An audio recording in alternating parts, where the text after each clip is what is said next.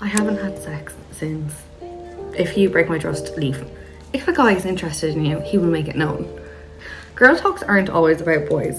I've actually waxed my toes once. Because if you're looking for something serious and you like this person, then don't waste your time. I got ghosted.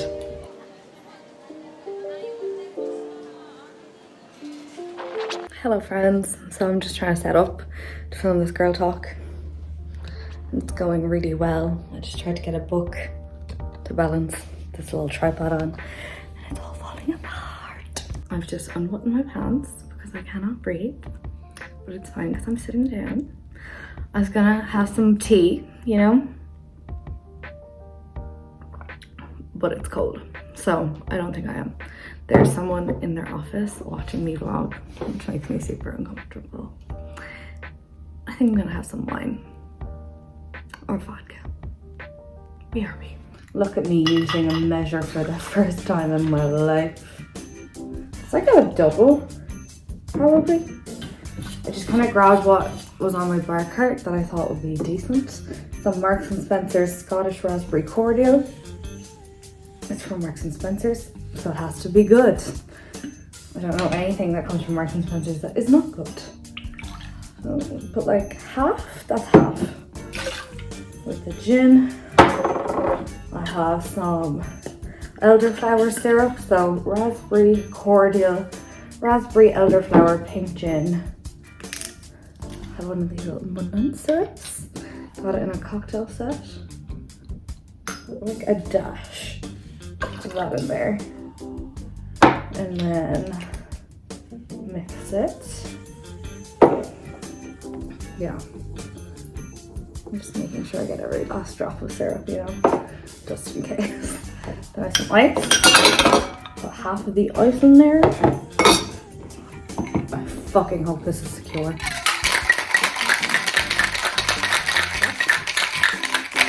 I don't even know what time it is during the day, but it's fine. Now open. Got it. I'm just gonna pour it all back in. This little pink mixture. Fun. Some soda water, just to top it all off. I'd say this is flat because it's been there a while, but you know what? I don't really care. My anxiety is through the roof today, so we're having a little cocktail at lunchtime. Anyways, you're welcome for that little behind the scenes cocktail making class. I'll let you know if it tastes decent. I don't have any straws. Cheers.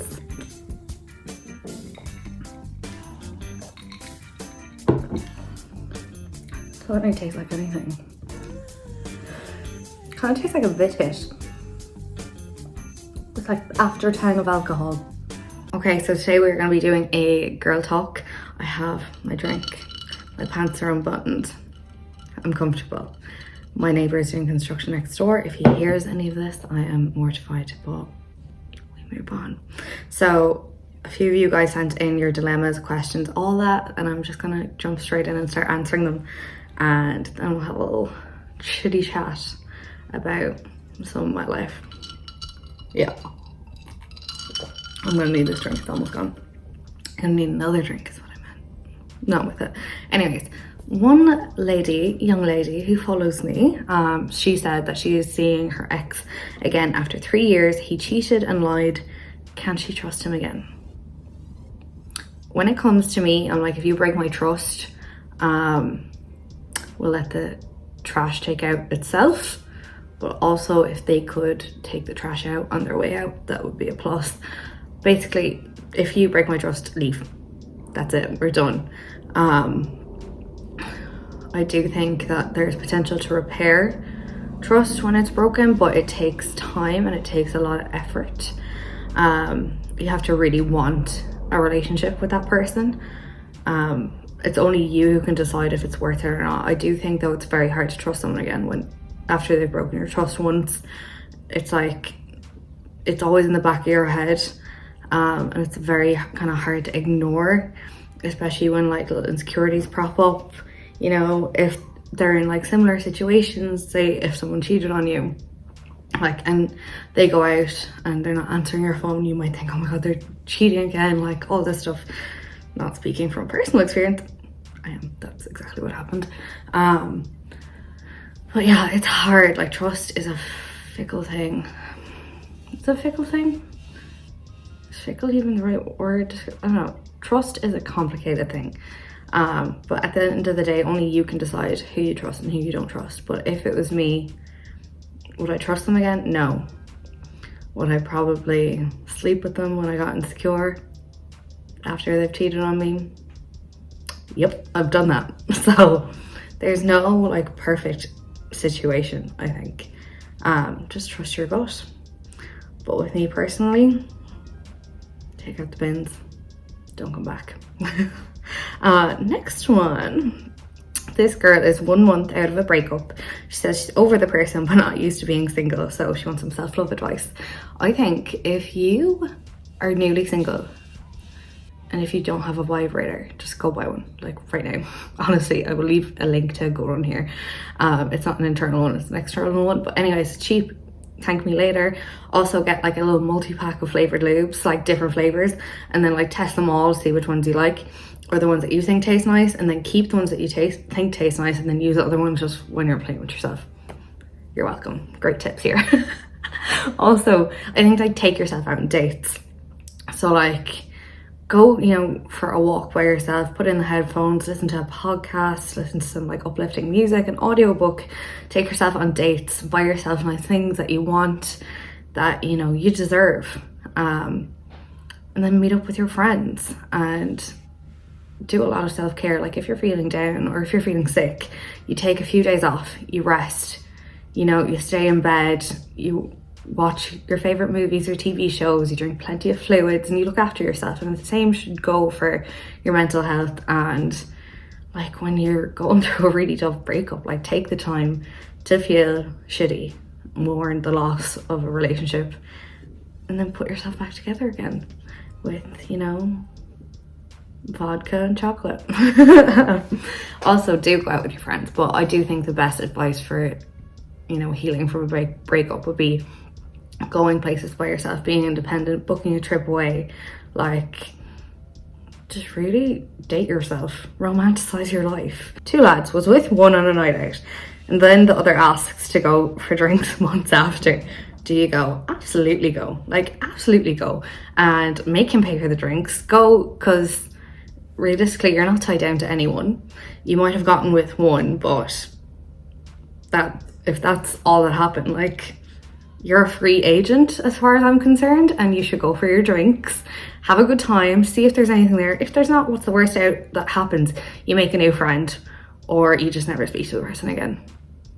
Either way, drinks and a fun story, you know? Go for it. Absolutely go for it. Now I need a drink. I need a drink and a breather because I feel like I'm talking so fast. This girl says she doesn't know how to make her boyfriend's birthday special. She's so bad at planning things. I can't see. I can't speak.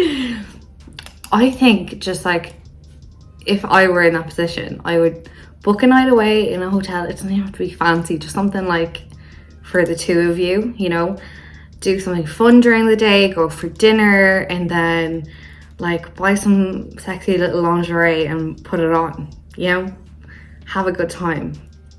I think, especially with like Christmas coming up, loads of girls are thinking about what are they going to get their boyfriends for Christmas. And I personally hate like material gifts. Like, yes, you can get them, you know, like aftershave or a new set of golf clubs, which they'll still have, you know, for a while. But memories and trips away and stuff like that lasts so much longer than anything that you could physically, like, materially gift them. So I think, yeah, memories are the best kind of present. And trips away, it's just experiences. Like, you can't measure how valuable those are, really. I think that's why they're the best gifts. I know for me anyway, if anyone wants to become my boyfriend really last minute and get me a present, just get me a trip to Amsterdam. Yeah, and I'd be happy.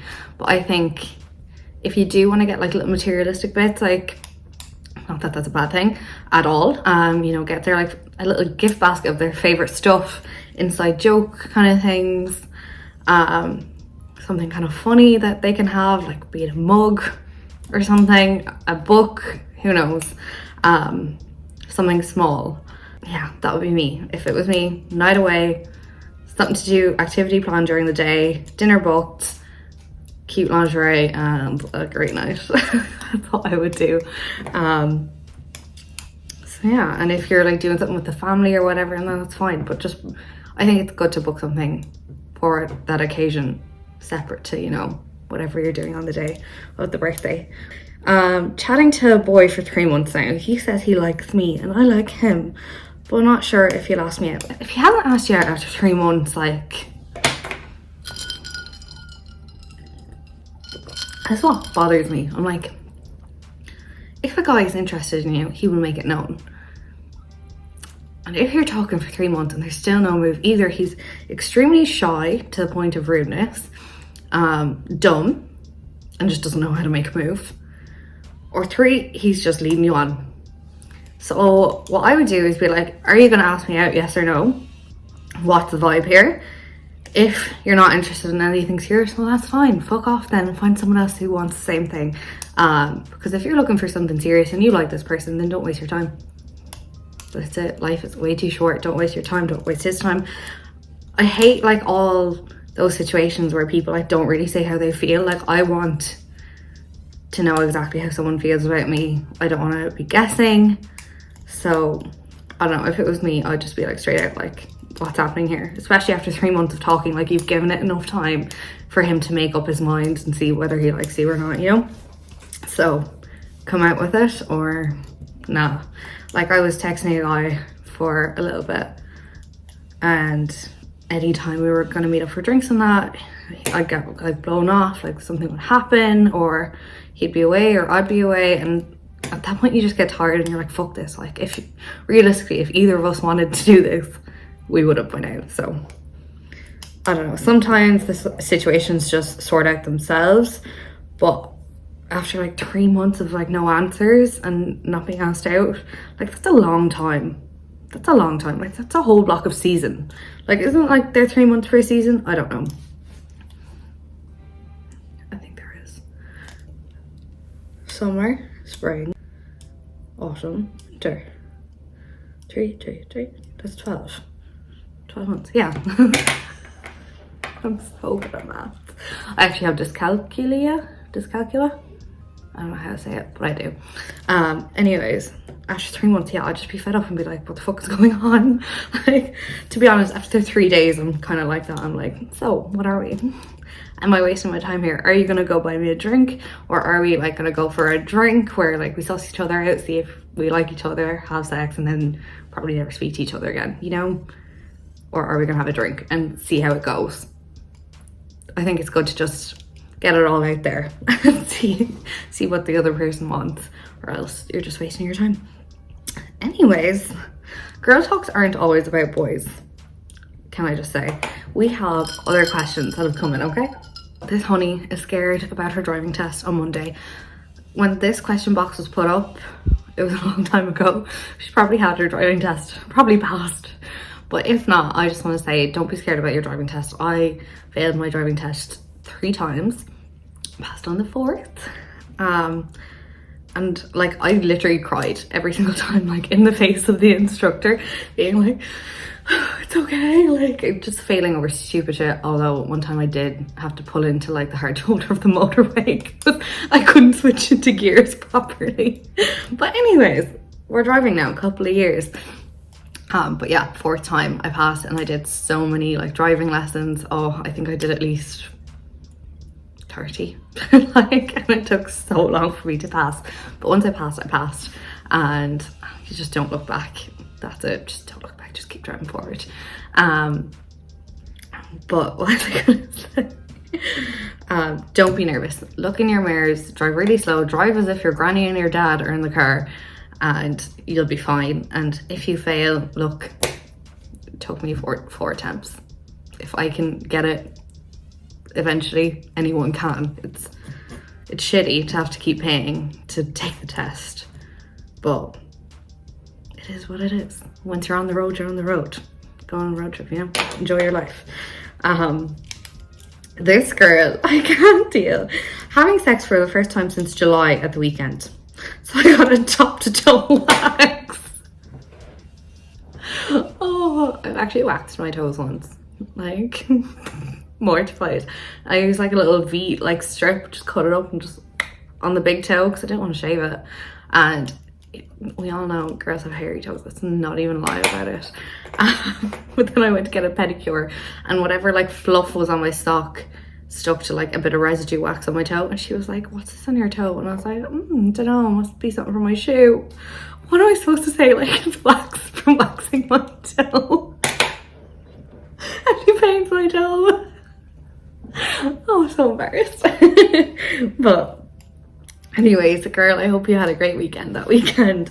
I haven't had sex since August, and it's now November. How many months is that? September, October. Coming up to 3 months.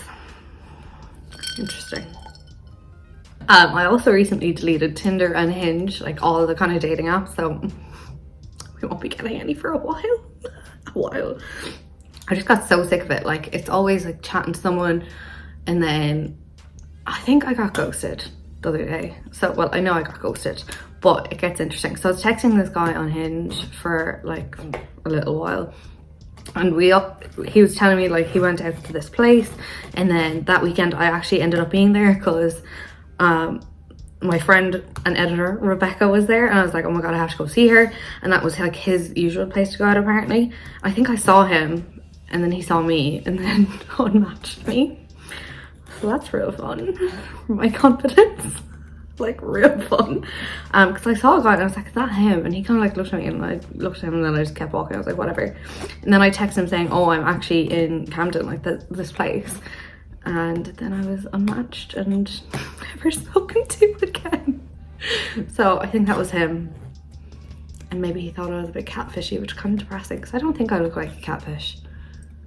Like, I try, like, sometimes I put up the worst photos of me on like Tinder and Hinge, like the worst photos that I think are bad. Because then when people see me, they're like, oh my god, she's better looking in person. No, is that not like genius? Anyways, I got ghosted. And then there's like a 30-year-old who likes to text me when it's convenient, but never actually meet up. So that's how my love life is going. Just letting you know. It's non-existent. It is non-existent. But yeah, girl, I hope you had a good weekend. Hope that wax was worth it, because there is nothing worse than when you shave or wax and nothing fucking happens. It's like I did not contort my body into these positions, you know, like holding your knees to your chest, getting your bum and vagina wax. Like, there's nothing worse than going through that for nothing. Like, why? No. Anyways, this girl then said she had a one-night stand with someone she didn't want to have a one-night stand with, and now no reply. Welcome to my kitchen. What's cooking? The main course. This question. So, I've been in this position so many times, mainly because I'm an idiot and I have drank way too much in the past on nights out and just gotten with people who I shouldn't have gotten with. But anyways, it's a learning process. You live, you learn, you don't fuck him again. He has ghosted you. That's fine. Look, there's nothing you can do about it. It feels shitty at the time. You got with someone who you didn't even want to get with, and they've ghosted you. Yes, that feels shit. But at the same time, it's kind of a blessing in disguise, because like, you didn't want to get with them anyway. So just look, let dead dogs lie. You know, just, I think that, is that the saying? Basically, don't kick a dead horse. Is that? I'm trying to be wise and philosophical with my fucking, what are they, proverbs? Look, if he's ghosted you, you didn't even want to sleep with him. So joke's on him. Joke's on him. You move on. Let everyone live their lives. It's honestly not worth it. There was another situation, and I'm going to try and remember it. It's from my DMs, and I can't get them up right now. I can't write out the whole thing. But basically, This girl was best friends with the guy. I'm trying to remember the story so I don't have to go back into it. I'll put it up there somewhere. This girl was friends with the guy. Then they eventually decided to go out on a date. They were in the same group of friends, and you know, they told their friends like, oh, we're going on a date, whatever. And then last minute, the guy backs out of the date, says that it's too much pressure, and whatever. And that she doesn't know now what she's done wrong, because like the friend group is divided and people aren't talking. And I just want to say, what bullshit. What bullshit is that? You don't shit where you eat. That's a good proverb that I know. Well, I do think if you're gonna get with a friend in a friend group, you have to be super sly about it, not to upset the balance of the friend group, and also just to suss it out yourselves before you go telling anyone else, because once you get other people involved, you get other opinions and there is some kind of pressure on it. So I can understand maybe why he backed out, but it's also very immature. It's like a coward's way out to me, I think. Like, if you're really like that, feeling like that about it, like, say it. Don't just back out like last minute of the date, because that's just shitty. Men are shitty. I'm sorry, but they are. Generalizing, but yeah, I am. That's all I gotta say for this girl talk. Like, to be honest, I'm really happy I'm single sometimes, except for like now it's winter and I'm lonely and I just want someone to cuddle when I get home from a night out, because I get like super needy when I'm over. I'm like, I just want someone to have sex with in the morning. But anyways, this month I think is just a time of healing, working on myself, enjoying my life. And you know what, if the right person comes along, they come along. If not, I got a great vibrator and I'll link it to you for your enjoyment. Anyways, girlies, I hope you enjoyed this little advice agony aunt column. Like, hope you enjoyed. I don't know if I'm that entertaining today. I want a Courtney and Travis relationship. Is that too much to ask? Apparently, especially when you're the Duff. So I don't know if I mentioned this, but on my stories I was talking about what it's like being the Duff, the designated ugly fat friend, which is a horrible acronym to like use to describe yourself. And after much thought, I've decided I'm not the Duff. I'm not going to describe myself as the Duff, but yes, I have felt like the Duff in recent times, especially going out with, you know, my hot friends. But it's not their fault they're hot. It's my fault I'm jealous and insecure, and I have to work on that. So that's, yeah, this month is about healing, working on ourselves, living our best life, growth. And if a man hops along, well, that's good for them. Lucky them, because I would be a great girlfriend. I think one of the main reasons, like, I could have a boyfriend right now if I wanted to. I just don't want to settle. There have been a few guys, you know, pop up, but they're actually just not it. Like, they're not compatible with me, what I want from my life. They're, you know, not exciting enough. I do get you need someone to like balance you out, but I also just want someone I can like rip the clothes off of, you know, and feel super comfortable and confident around, and not have to like guess what they're thinking. So I'm gonna stay single until something like that comes along. But like anyone I talk to, especially like my older patients in like work or on placements, I'm always asking them about, you know, how did you meet your husband or your wife, and how long are you together, and what, like, you know, I'm always getting little bits of wisdom from my elderly patients, asking them what the secret is really to happy relationships. And a lot of them are like, just don't settle. Don't settle. Never let anyone hit you. Don't go with an alcoholic. I swear to God, these are what they tell me. And communication and honesty and trust. The list could go on forever. But yeah, I'm not going to settle until I get those. Don't settle for anything less than what you deserve. I want fucking magic. Courtney and Travis. I'm telling you, Courtney and Travis. And if you're not getting that, then it's not worth it. If it's not a hell yes, it's a hell no, girls. That is all. Have a great evening. Well, Saturday. Well, Sunday. I don't even know. Have a great life. Goodbye.